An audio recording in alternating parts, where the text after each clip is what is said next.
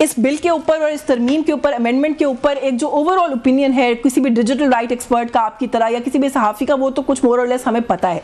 हुकूमत ये कह रही है कि आप लोग क्यों इतनी नैरो विजन रखते हैं इस इशू को लेकर। अता तारड़ साहब कह रहे हैं कि किसी वर्किंग जर्नलिस्ट का इस बिल से कोई लेना देना ही नहीं है, हम तो सिर्फ जो फेक न्यूज़ है उसका कला कमा करना चाहते हैं, किसी भी सहाफ़ी का पर इसका कोई इम्पैक्ट नहीं होगा। अच्छा देखिए, इसके दो तीन पहलू अगर आप मुझे 1 मिनट दें तो मैं उसको हाईलाइट करने की कोशिश करता हूँ। देखिए, एक तो सबसे पहले इसका एक पॉलिटिकल पहलू है और एक टेक्निकल पहलू है। पॉलिटिकल पहलू इसका ये है कि 2016 में भी सिर्फ अभी चेहरे बदले, लेकिन 2016 में भी एग्जैक्टली यही डिबेट चल रही थी और बिल्कुल ऐसे ही वो प्रोसेस चला। मुझे बिल्कुल याद है कि 1 साल हमने कोशिश की कि हम गवर्नमेंट को ये समझाएं कि इसमें मसले क्या हैं और ये किस तरह से हमारे खिलाफ नहीं इस्तेमाल होगा, ये आपके अपने खिलाफ ही इस्तेमाल होगा। और ये हमने बहुत कोशिश की कि उस 1 साल में हम ये बता सकें, लेकिन वो 1 साल में ऑब्वियसली हमारी बात नहीं सुनी गई। कुछ उसमें तरमीम जरूर हुई। वो जो ओरिजिनल ड्राफ्ट था वो 2016 में फिर पास हो गया। फिर उसके एग्जैक्टली 1 साल बाद मैंने एक आर्टिकल लिखा, नवाज शरीफ साहब ने एक पोस्ट की थी कि हमारे ही पॉलिटिकल एक्टर्स को उस कानून के तहत गिरफ्तार किया जा रहा है। तो वो मैं आर्टिकल में बताने की कोशिश कर रहा था कि यही एग्जैक्टली जनाब वो बात थी जो हम समझाने की कोशिश कर रहे हैं। तो अब बिल्कुल वो टेबल्स टर्न हो गई। पीटीआई ने उसमें जो तमाशे किए मैं भी उसकी बात नहीं करता, लेकिन अब वो एग्जैक्टली टेबल्स टर्न हो गई और अब बिल्कुल वही प्रोसेस चल रहा है कि एक तरफ हम बैठे जो कि हम गवर्नमेंट को बताने की कोशिश कर रहे हैं कि भाई ये जो आप काम कर रहे हैं इसको इतनी तेजी में ना करें, इसको आप एक मल्टी स्टेक होल्डर तरीके से करने की कोशिश करें। और दूसरी तरफ है गवर्नमेंट जो है वो बस चाहती है कि हम इसको बिल्कुल फौरी तौर पे पास कर लें, और जो कि मेरे ख्याल से आज के एजेंडा पे था सेनेट में, बट वो आज नहीं हुआ। Correct me if I am wrong. तो ये तो इसका पॉलिटिकल पहलू है। टेक्निकल पहलू बहुत क्विकली देखिए, मैं 100% इस बात पे एग्री करता हूं कि डिसइंफॉर्मेशन बहुत बड़ा सीरियस इशू है। पाकिस्तान में जितना डिसइंफॉर्मेशन में आपको पता होगा, मेरी ऑर्गेनाइजेशन ने काम किया पिछले 5-6 साल में, मेरा नहीं ख्याल कि शायद इतना किसी ने किया होगा in terms of training journalism. देखिए, मसला ये है कि इस किस्म की चीजों से आप डिसइंफॉर्मेशन को नहीं रोक सकते। आपने फायरवॉल लगाई ये कह के कि हम डिसइंफॉर्मेशन कैंपेन्स को रोकेंगे, हम खतरनाक मवाद को रोकेंगे। उसी फायरवॉल के लगे लगे पंजाब केस हुआ जहां पे वो रेप एलिगेशंस लगी। उसी फायरवॉल के लगे लगे वो 26 नवंबर की कैंपेन हुई, 26 नवंबर अक्टूबर जो भी डेट थी, जहां पे बताया गया कि 5000 लाशें गिर गई इस्लामाबाद में। ये सारी डिसइंफॉर्मेशन उस फायरवॉल के लगे लगे फैली और हम बताते रहे कि भाई ये हल नहीं है डिसइंफॉर्मेशन को कंट्रोल करने का, डिसइंफॉर्मेशन को कंट्रोल करने के और हल हैं, उनकी तरफ आए, ये नहीं है। तो इसका टेक्निकल अब ये है कि ये बिल जरूर पास हो जाएगा क्योंकि हुकूमत इसको करना चाहती है, लेकिन अल्टीमेटली अगर आप ये पूछना चाहती हैं कि इसका फर्क क्या पड़ेगा और इससे असर क्या होगा, तो मैं आपको यकीनन पूरे कॉन्फिडेंस से कह सकता हूं कि किसी किस्म का डिसइंफॉर्मेशन पे इसको कोई फर्क नहीं पड़ेगा। That's a very very pertinent point and very well put also. आप बिल्कुल दुरुस्त कह रहे हैं। कौसर काज़मी साहब ये जो बात कर रहे हैं ना, असद बेग साहब, यही समझाने की हम भी कोशिश कर रहे हैं, बल्कि पता नहीं आपके इल्म में है कि नहीं है कि हमारी जो एंकर्स एसोसिएशन है, एक हमारी मुलाकातें भी हुई हैं सेंटर इरफान सिद्दीकी साहब से भी, अता तारड़ साहब से भी, और हमने भी उनको यही गुजारिश करने की कोशिश की है कि थोड़ा सा वक्त दे दें, हमें भी थोड़ा सा वक्त दे दें, आप भी थोड़ा सा वक्त ले लें। इस तरीके से सोशल मीडिया इतना बड़ा डोमेन है कि आप एक एक इंसान को चेक करके डिसइंफॉर्मेशन नहीं रोक सकते। इससे वही होगा जो माजी में भी कवानीन, इस तरह के कवानीन के साथ होता रहा है कि आप पिक एंड चूज करेंगे और अपनी मर्जी के इंसान के ऊपर इस तरह के कवानीन का इतलाक होगा और फिर हम ये कहेंगे कि फ्रीडम ऑफ स्पीच जो है वो इससे कर्ब हो रही है। लेकिन आप लोग बहुत जल्दी में नजर आते हैं। सर, जल्दी क्यों है और ये जो बात हम कह रहे हैं ये समझना क्यों नहीं चाहते आप? देखें जी, बिल्कुल ठीक कहा आपने अपने इब्तदाइये में भी कि माजी में जब ये पीका कानून आया तो जो अब जमातें बैठी हैं हुकूमत में जो इसको लाना चाहती हैं वो रास्ते में थी और इसके खिलाफ खड़ी नजर आई। लेकिन मौजूदा हालात को जरा देख लें। मौजूदा हालात के तनाजुर में मेरे ख्याल में किसको एतराज होगा आज जब रियासत के खिलाफ एक मुनज़्ज़म किस्म का बयानिया बनाया जा रहा है।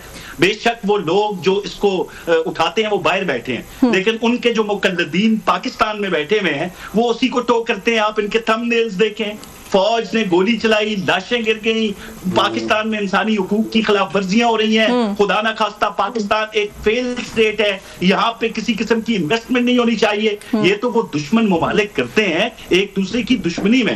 जो कुछ यूट्यूबर सिर्फ डॉलर कमाने के लिए, अपने व्यूज, अपनी जो सब्सक्रिप्शन है उसको बढ़ाने के लिए जब इस तरह की चीजों का सहारा लेंगे तो आपने कहा वक्त दिया जाए, वक्त ही तो नहीं है भाई। अब वो हालात नहीं है जो पहले हुकूमतों के साथ गुजरे थे। नहीं, अच्छा काज़मी साहब, ये जो बात आप कर रहे हैं ना, ये जो बात आप कर रहे हैं, मैं इससे वो नहीं कर सकती, डिसएग्री नहीं कर सकती, लेकिन असद बेग साहब ने बड़े अच्छे तरीके से इस बात को एक्सप्लेन कर दिया कि 26 नवंबर भी फायरवॉल लगने के बाद हुआ। वो जो पंजाब कॉलेजेस वाला केस था, रेप वाला जो मामला उठा, वो भी इस फायरवॉल लगने के बाद हुआ। फर्क क्या पड़ा जब आपने थोड़े थोड़े कर्व्स इन प्लेस रखे भी, तो क्या फर्क पड़ा सर? इस तरीके से ये जो आप कह रहे हैं ना कि फेक न्यूज फैल जाती है वो रुकेगी नहीं सर, इसका फायदा कोई नहीं होगा।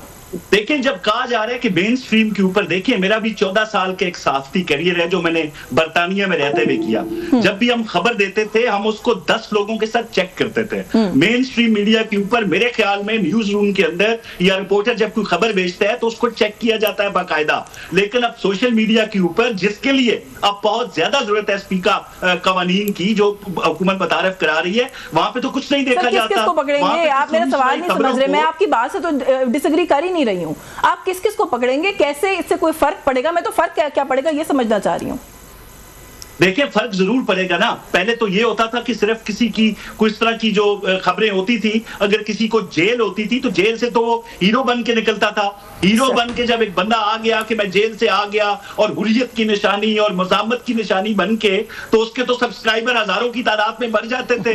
अब एक सजा के साथ कवानीन, और पूरी दुनिया में ये होता है बाय द वे, ये सिर्फ पाकिस्तान में नहीं हो रहा। बर्तानिया के अंदर साफी आज तक नहीं बोले। वहां पे अगर कोई फेक न्यूज आती है, क्योंकि वहां पे कवानीन है, लोगों को डर लगता है। नहीं सर, हमसे ज्यादा कवानीन किसी मुल्क में नहीं है। मैं इस इशू पर आपकी तरफ आती हूँ। हम देखिए आए ना, बर्तानिया की मिसाल दे सर, हम जितने हाई ऑन लेजिस्लेशन है शायद दुनिया में उसकी मिसाल नहीं मिलती होगी। बर्तानिया में हमने फर्क किया कि वहाँ अमल दरामद होता है, यहाँ अमल दरामद नहीं होता।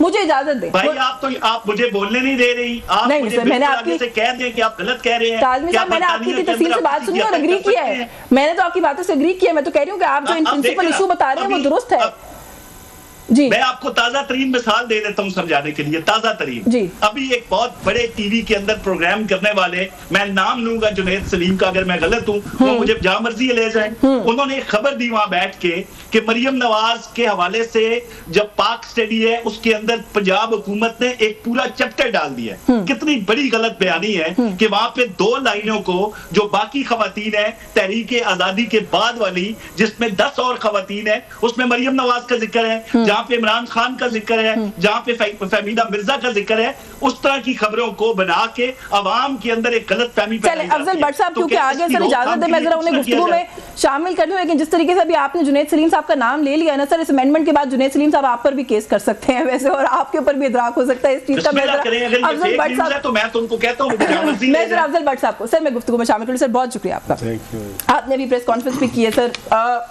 ओवरऑल किसी भी मीडिया जो वो है जर्नलिस्टिक ऑर्गेनाइजेशन है उसकी मैं बात करूं तो ये जो अमेंडमेंट है इसको काला कानून करार दिया जा रहा है। हुकूमत को on the other hand version ये है कि क्या मीडिया वाले ये डिनाई कर सकते हैं कि पाकिस्तान के अंदर फेक न्यूज़ नहीं है और आम नहीं हो रही है? क्या मुल्क दुश्मन कंटेंट जो है वो फ्लोट नहीं होता हमारे सोशल मीडिया पे? अगर होता है और हुकूमत उसके तदारुक के लिए कुछ करती है तो फिर हमें क्या मसला है? देखें, ये हमने गवर्नमेंट को पहले दिन भी कहा कि भाई हम फेक न्यूज़ के सबसे बड़े विक्टिम और सबसे बड़े मुखालिफ। Exactly. हम ट्रोलिंग के सबसे बड़े विक्टिम और सबसे बड़े मुखालिफ हैं। हमसे बड़ा कोई मुखालिफ नहीं हो सकता कि हमारी क्रेडिबिलिटी एट स्टेक है फेक न्यूज़ की वजह से। तो हमने उनसे ये कहा कि अगर आप कोई बिल लाना चाह रहे हैं तो पूरी दुनिया में ये होता है कि स्टेक होल्डर के साथ बातचीत तो की जाती है। बातचीत करने में क्या रची? मैं काज़मी साहब से रिक्वेस्ट करूँगा कि ठीक है जी, हम भी समझते हैं कि इसके हवाले से बहुत सा नुकसान भी हुआ, तो जहाँ इतना अर्सा गुजर गया हमने रिक्वेस्ट की कि 1 हफ्ता इसको आगे कर लें। हम शिक वाइज आपके पास आएंगे कि इस शिक में क्या चीज़ दुरुस्त है उसको हम मान लेंगे, क्या चीज़ गलत है उसको आप मान लें। हाँ। तो इसमें हर्ज क्या है कि पूरी दुनिया का ये है कि वैसे तो कोई भी लॉ बनता है तो वो पहले बिल की सूरत में इंट्रोड्यूस पूरी दुनिया में कराया जाता है कि हर आदमी उस पर अपनी राय दे सके।